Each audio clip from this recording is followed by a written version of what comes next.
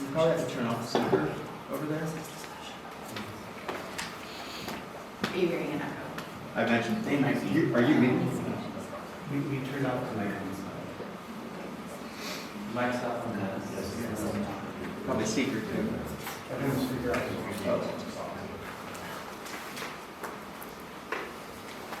So can they? Yeah, I'm unmuted, so. Okay, great. Okay, hi everyone. I'm Raffica La Rosa. I'm with California Department of Fish and Wildlife.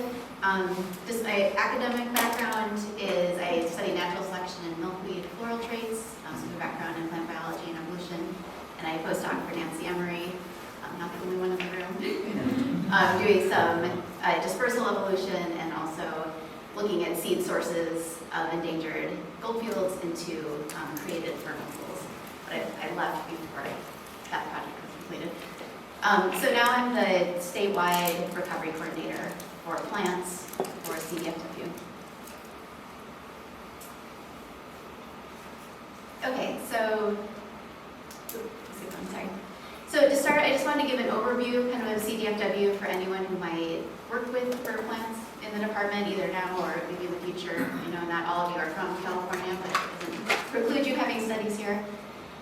So our department has 3 plant-focused statewide programs at our headquarters, and then we provide support and exchange information with the 6 terrestrial regional offices. And there's also a marine region that doesn't have a lot of plants that they work with. And the regions themselves, they handle more like local questions and do environmental review and permit like bigger projects that are usually more like development, kind of destruction of things, sort of permitting. So at headquarters, we have the California Natural Diversity Database, or CNDDB, and this houses all of our rare plant data, including locations, population sizes, and other information on those sites. There's the Vegetation Classification and Mapping Program, or VegCamp, and they focus on fine-scale mapping of vegetation across the entire state, and they're right now going through a whole slew of new mapping in lots of areas. So, you know, attempting to cover the whole state, and I don't know what percent they're at now, but they've done a ton. And this is great for just identifying different habitat types, or maybe common habitat types if you're looking at a certain thing in particular. And then there's the Native Plant Program, and that's the program that I'm in. Despite our broad name, most of our attention is on the state's like 226 listed species. And we focus on permitting, more of like research permitting, listing, recovery, outreach, and management for the plant species that are listed as endangered, threatened, or rare under the California Endangered Species Act, or CISA. There's also some listed under this older act, the Native Plant Protection Act, so that has a rare status, gets listed into that. So how does CISA compare to the Federal Endangered Species Act? So when CISA was repealed and replaced in 1984 and included plants finally, it drew really heavily on the Federal Endangered Species Act, like a lot of copy and pasting, I think, happened. But they differ in a few significant ways. So most importantly is that the federal ESA doesn't protect plant species on private land, but CISA does. So CISA covers the entire state of California. So this is a major difference between plants and animals, and one of the reasons why our state laws protecting plants are so critical in California. Another difference is that the protections of CISA don't distinguish between endangered, threatened, or candidates, so those all get protected equally. And then lastly, the federal ESA has protections for critical habitat of listed species, which isn't really addressed in CISA, so that's something CISA doesn't have.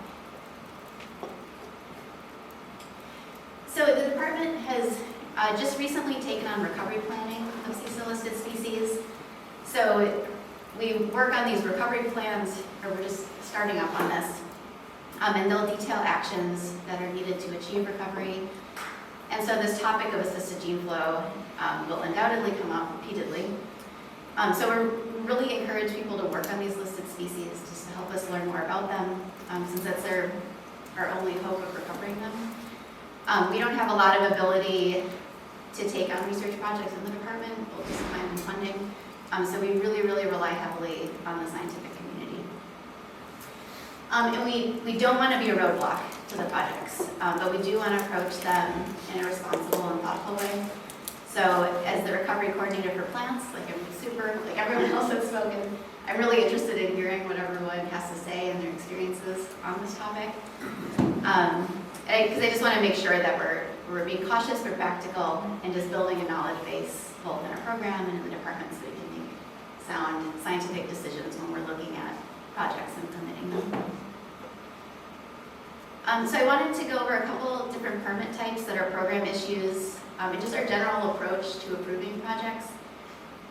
And these are permits for state-listed species, and they're for scientific, educational, or management purposes. So we're lucky in that we get to do the permits for like the good stuff. It's fun to be in. So first off are just these voucher collection permits, and they're free. They're issued to individuals, and they're good for 3 years.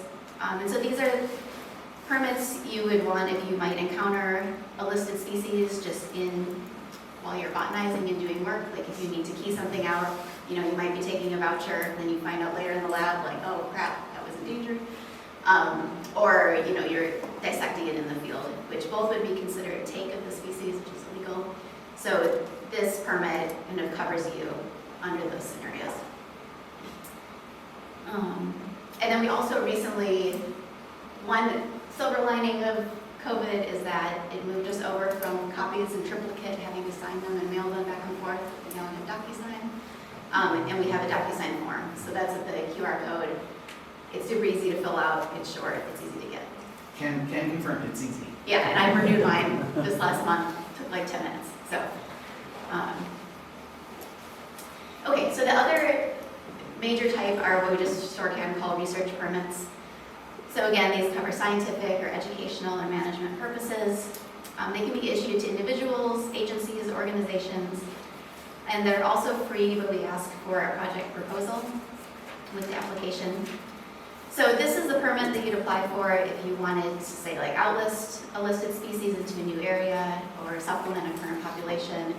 Maybe you've grown some plants in the nursery to outplant, or you're potentially introducing genetics from one population into another. And so when we receive these proposals, we first review the proposal thoroughly. We also send it to the regions since they presumably have a little more experience locally, potentially with the species. And we're really looking just for clarity of the project, the purpose it serves, if it'll aid in the knowledge or recovery of the species. And we're kind of just looking for like red flags or just gaps in the proposal that might leave us with questions. And so if we get any applications that propose assisted gene flow or assisted migration, these are actions that can't easily be undone. You can't put that toothpaste back in the tube. So we're likely just to be very cautious upfront. I'm not aware of any departmental policies that flat out ban these types of activities. So it's really at the discretion of those of us reviewing it. So I want to share some of the considerations and concerns that we have generally. And I feel like just the more we learn about this topic and see successful examples, like it's likely just to alleviate or shift some of our concerns. And every species is different, so the concerns obviously will vary with the species. So here are some of the things that we're considering are potential distances from other known natural populations. So if the project is happening to be very close to those, there's an increased chance of gene flow. If it's really far from any known populations, maybe it's not even inside the historic range, and maybe that's an issue. What kind of baseline data is known, particularly population genetics? Are there potential negative effects on other rare species that grow in a similar area? What kind of ecological interactions and natural history? So, is it dispersal? Is it dispersed by wind, and so its seed shadow is likely to be very large, or is it just gravity dispersed and it's not likely to move very far very quickly?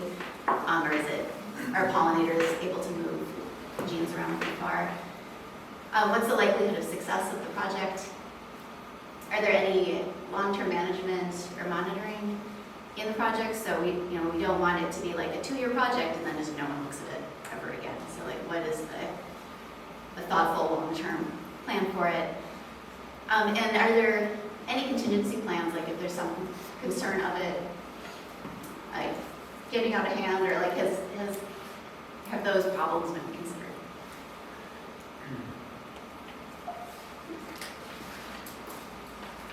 So, and here are some of our biggest concerns, and they mirror those considerations. So the biggest one is unintended gene flow, potential hybridization with either natural populations or maybe even congenerics. Worrying about loss of genetic diversity and local adaptation to natural populations, so all things that have come up a lot already. Again, kind of probability of success of the project and encroachment into habitat of other rare species. So if we have any concerns about the project as it's proposed, we discuss with the applicant either to clarify their intentions, or we might request modifications to the proposal that just would alleviate our concerns. And truthfully, we get very few applications that propose assisted gene flow, like almost none. But I wanted to give a recent example of a project that we recently approved. That's maybe the closest thing I can think of to the topic. And I'll do that in just 1 second. We have one other type of permit that's new as of just a couple years ago. So these are these restoration management permits. And they're issued by the department's Cutting the Green Tape program. It's a different program than mine. And they're for large-scale voluntary habitat restoration projects that could also impact listed plants or animals. Okay, so this project is led by Crystal Nieder at Creekside Science, and it has the goal of establishing a new population of San Mateo thornmint. The project introduces San Mateo thornmint. Its historical range is very tiny from San Mateo County, and it introduces it into Marin County at Ring Mountain Preserve. And this preserve is just a 20-minute drive north of here, so if anyone's going north, it's a potential spot to stop off on your way out tomorrow. So the preserve was chosen for its similar soil composition, climate, plant associations relative to the natural population, but it's also an area that's preserved in perpetuity, and the Marin County Parks was amenable to having another endangered species on their property they would need to manage for. So some of our considerations were that there's almost no suitable habitat left for the species in its historic range. It's been urbanized. So there's really no chance of recovery without considering areas outside of that range. The plant is also very small. It's an annual. It has really poor dispersal, so it seemed unlikely, to get out of hand on Ring Mountain. And Crystal also has a history of success when it comes to outplantings of the species. So the only natural population that's known is at Edgewood Preserve, and they've managed to establish, I think, like 4 other populations at the preserve.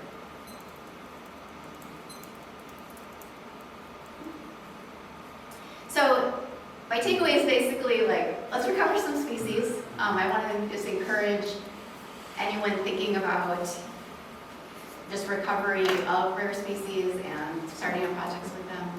We welcome that. We're really enthusiastic about that. And this is just a list of resources and things I kind of